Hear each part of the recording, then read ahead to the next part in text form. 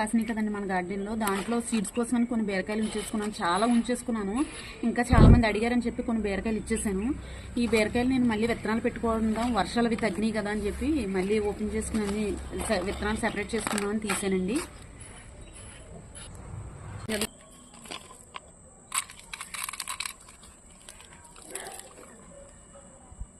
ఇవన్నీ పెట్టుకున్నానండి, ఎవరన్నా అడిగితే కొన్ని ఇస్తూ ఉంటాను. అన్నీ కొన్ని ఉంచుకుని నేను ఇంకా ఎవరన్నా అడిగితే ఇస్తాను. చూడండి ఒక్కో బీరకాయలు మనకి ఎన్ని విత్తనాలు వచ్చినాయో, బీరకాయల్లో ఎన్ని విత్తనాలు వచ్చినాయోనండి.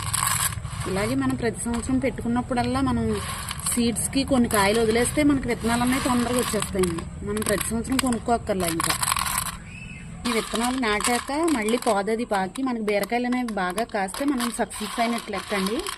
చూద్దామండి ఎలా కాస్తాయో చూద్దాం.